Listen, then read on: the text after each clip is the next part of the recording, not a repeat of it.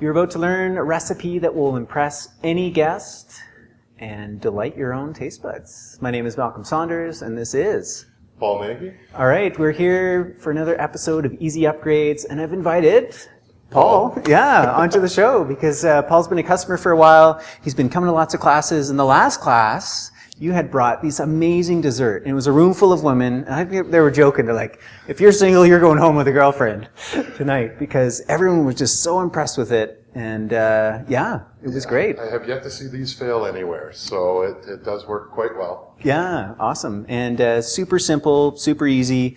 And the idea, again, of the Easy Upgrades, the dessert oftentimes has, what we could call the worst offenders. We all love a little sweet, a little dessert, but not always are they made with the best ingredients. And when you make it yourself, not only is it fun, we're going to have fun making this recipe, but we can add in superfoods and just upgrade the whole thing.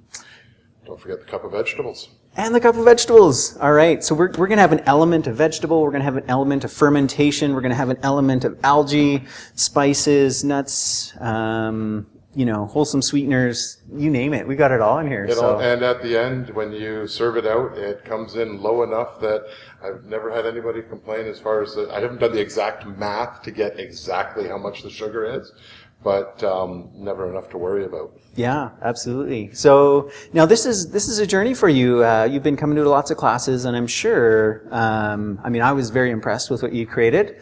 You've come a long way in your food preparation skills. A little bit, yeah. From eating out to learning how to do something that everybody enjoys. Yeah, totally. So it's been a fun trip. Cool. And Paul, it reminds me of myself. I had this period where when I had just left home, not that it reminds me of you if someone just left home, but myself, I was 18 and I had just gone to college, and I was learning. I was trying to figure out how to prepare food for myself, and some of the recipes were not so good, but sometimes they were awesome. And I lived across the street from the college, and I'd bring all these things over, and I'd be like, all right, I've got these to share. And I know you've been coming in, and all the staff have been so impressed, and they're like, oh my gosh, Paul just came by again, and he brought more amazing stuff. So they've noticed when I come in with the little bag that holds it all. That's right. And your coworkers, you're saying. So we want to share that with you, and if you're inspired to make and share these as well, it's a wonderful thing. Yes. Okay, super simple. So let's start with the base. So what we're actually making is it's a cashew cheesecake. And I hate the word cheesecake because we all think cheesecake, fattening, no good, cheese. I don't want any of that. Dairy free. It is completely gluten free, and pick your flavor. I have done chocolate. I've done chocolate pomegranate. I've done raspberry. Any combination of fruit and chocolate that I came up with looking in the fridge at what was there. For sure. Like today, key lime. Granted, they are limes, not key limes, but it works out the same in the end. Yeah. So it's really easy. You put together an almond crust, a cashew cheese. I've started calling them, when I bring them into the office, tarts instead of cheesecakes, because not as many people get offended by the word tart as they do cheesecake when you come with desserts. Right. Okay. All right. So first thing we're going to do is going to prepare the crust. Yeah. So the first thing to do is take about 2 cups of almond. And again, all of this is tailored 100% to your tastes and your desires. So 2 cups of that will roughly fill 5 or 6 of these little 4-inch forms that I use to make them even look like tarts instead of a cheesecake. Turn it on, grind it into an almond meal.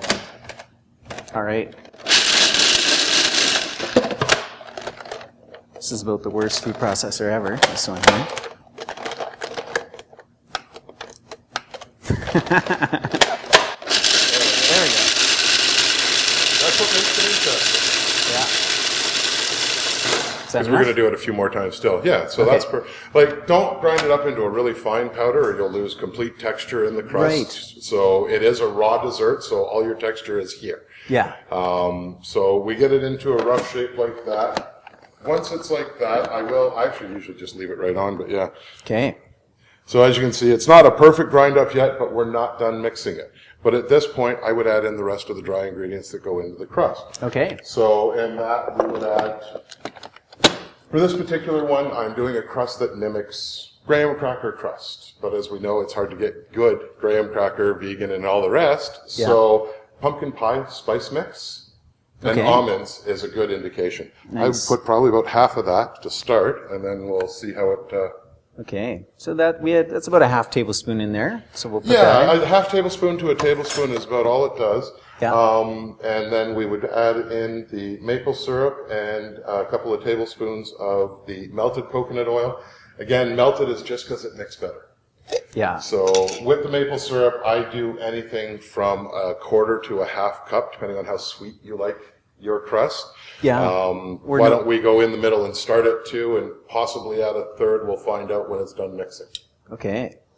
And this is kind of know your audience, right? Yes. You know, how sweet they may want things when you're creating and I mean, this is where you get to perfectly tailor it to everything that you and your family want.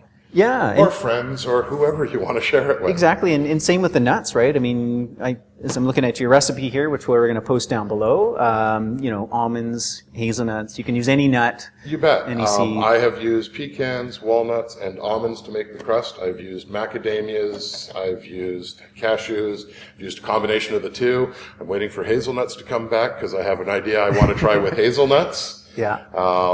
And looking at those tiger nuts kind of gave me a couple of bad ideas. I might just try something with those one of these days. So. Okay. All right, so we're going to reblend this up now. And it should come together in a loose crust, just as if you were baking normally.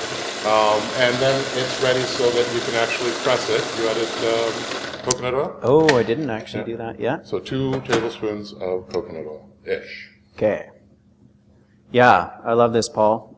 Everything's an ish. Yeah. 2-ish, 3-ish, It's kind of how I do things too. Yeah, in the office it's funny, every once in a while the girls are like, well, you're such a great baker. And I'm like, I can't bake. There's way too many rules.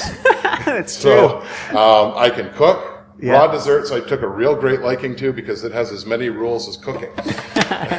Exactly, yeah. As long as who I serve it to doesn't drop dead, I think I did well. All right, so we've got all of our ingredients in now. Let's go for the reblend here. And as you watch it go around, you'll see it clump in together, so it tells you when it's ready. Okay.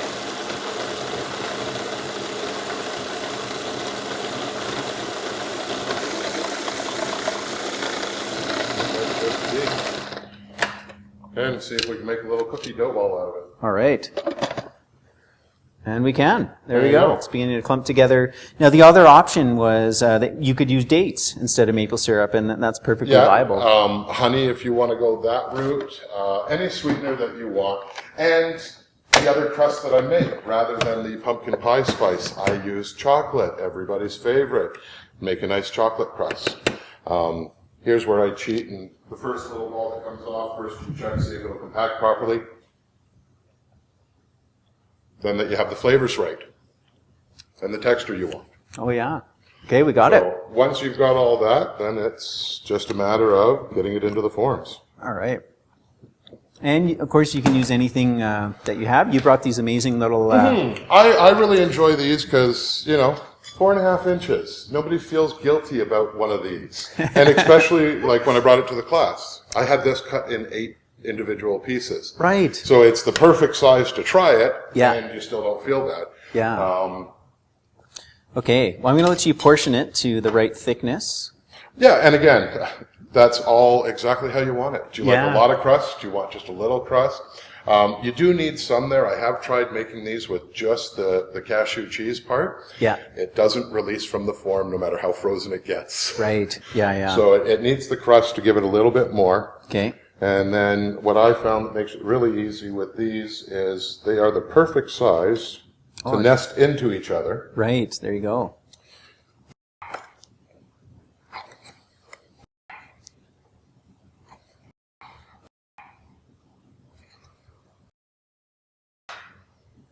Oh, excellent, excellent. So what you do end up with, we'll just pop it out of the form here. Yeah.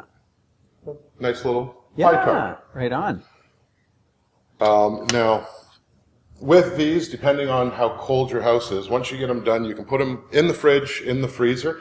You don't want them to get too hot, or the next step doesn't work when you go to put them on top. Right, for sure. So while you're making the next step, you've got these in the form, pop them in the fridge. Mm-hmm. I am blessed with an apartment that doesn't get overly warm, so Right. I'm okay just leaving them out. Yeah. But I have put them in the fridge before too. Yeah. Okay, right on. Okay, welcome back to part 2 in the creation of the raw cashew key lime tart. You might notice something a little different. We have a little story to share with you. So typically when you make any elixir, you want to have a good balance of emulsifying substances